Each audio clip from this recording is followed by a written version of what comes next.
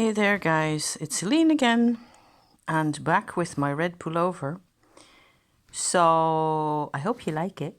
I certainly do. This is the result of the area in my red pullover that used to have these huge bad holes. Now it isn't perfect, but I personally think this looks like a lot of fun. I'm onto a different stage of affairs here, which I thought maybe, I don't know, really. I don't think maybe this isn't going to make sense to anybody out there, but still.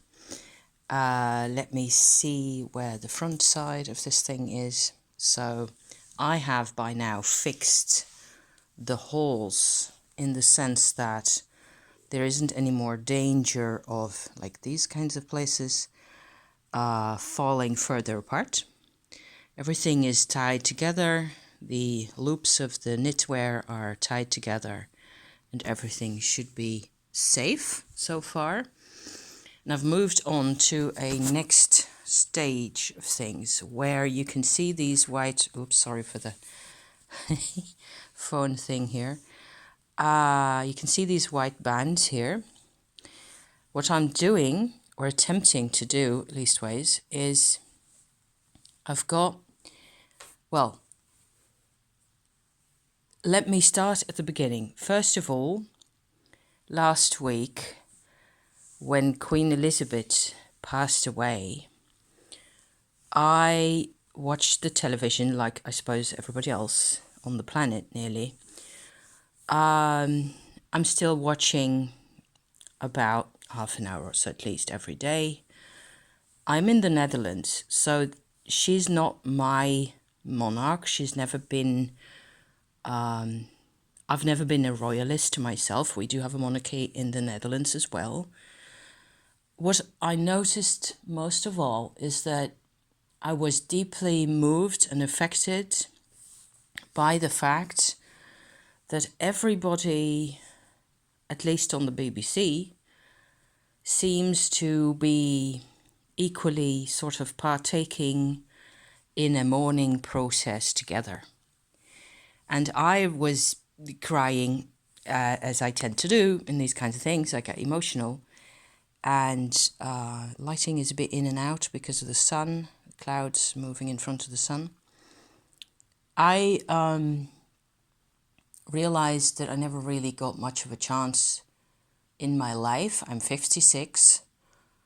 Up until a couple of years ago, I never really had a chance to mourn for anybody in my life, really. So that includes my own mother, relationships I've lost, my grandfather, who passed away in the same year in 95 as my mother did, and so on and so forth.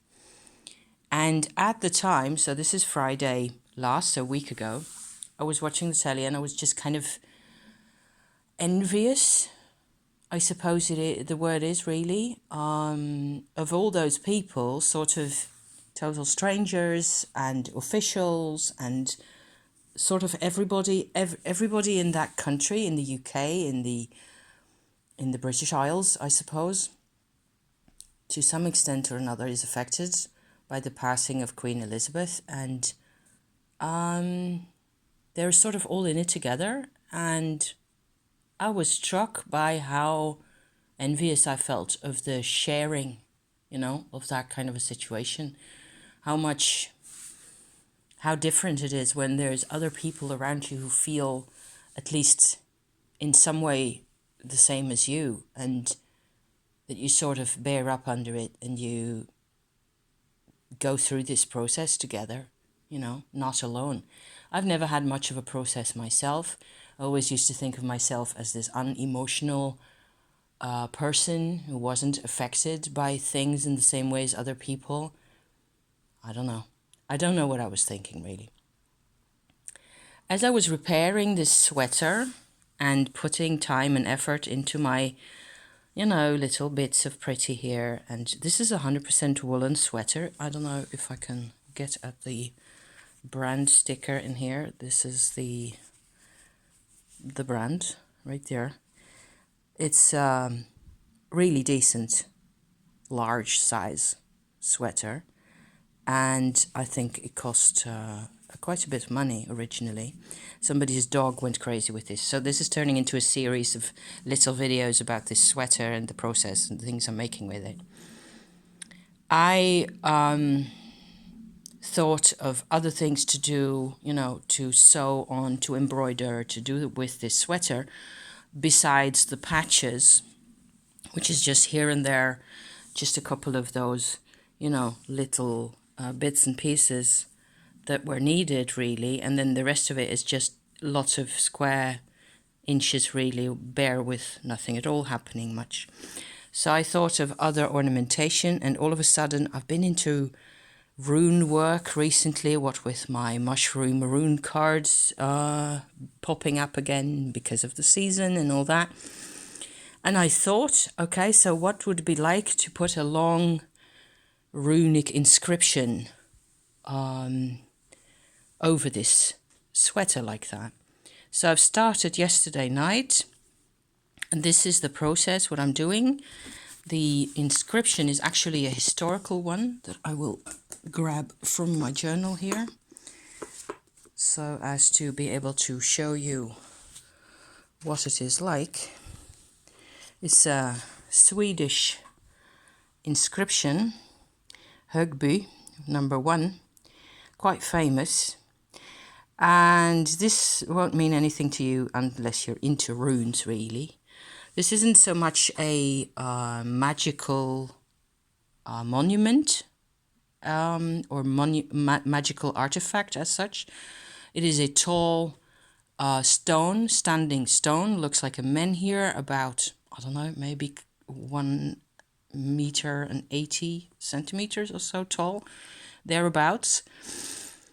And it has this inscription actually sitting along the sides of the stone and inward, like so, in a very narrow, it looks a narrow, tall stone with this text in it. People have translated this, and it turns out it's actually like a memorial to a family, to a father and his 5 sons who died as Vikings, as Viking warriors or tradesmen. Nothing is known much about these people or the family that they belong to. And but they went to Byzantium and Greece.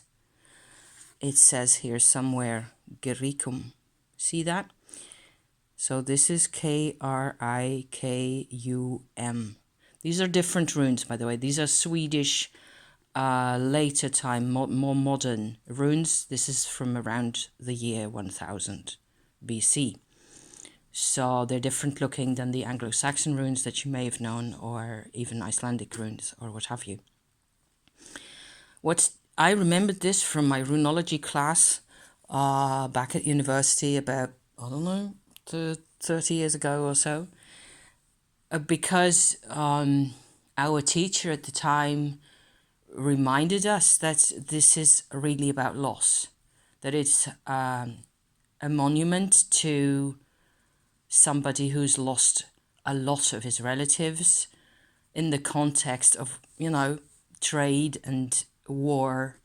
They were mercenaries also. This came to my mind in the choice of a runic inscription for this sweater to use, because I kind of felt I wanted something like that. I wanted to make something to commemorate not these people so much, but symbolically through this, I commemorate my mother, my ancestors, a lot of my ancestors really, that I've often not even spoken to ever, or not seen after I was, you know, a very small child, and so on. So it feels really good to be doing this, and strangely enough, it's also fairly easy, which I didn't expect. I expected to be having a really hard time getting this sorted, but these little cotton ribbons that are pinned on, there's 8 of these bits, and each of these is one line in my journal. So one of those lines on the page. 8 in total. So this is number 1, number 2 continues over here. And what I do is I first follow the outline that I've pinned to look more or less what I want it to look like onto the sweater. I follow the underneath outline of the strip of cotton with my little beige yarn here. Then when that's done, I take off the cotton and I fill it in with maroons, like so, in white. So it turns out it's really satisfying to do, and because I've no real connection to Sweden or any of it, but I think it's a priceless kind of all the names of the people that they wanted to remember are in there, you know, and it's a stone monument. It lasts for a millennia more. So that's kind of cool. This sweater won't last that long. So, you know, another little episode in my adventure with this thrifted sweater that I bought for €1, a single euro, last Saturday. And, you know, more to be shown when it's done, I suppose. And I will be, you know, maybe putting in a dragon's head on this side and whatever else, you know. Lots more to do. Thank you for watching, and I hope you can, you know, sort of relate to what it is that I'm doing here. And I still think this is very cute here. And so these are little crochet circles that I inserted in these holes. Oh my God. So that's all fixed. That's all done. Thank you for watching. See you next time. Bye bye.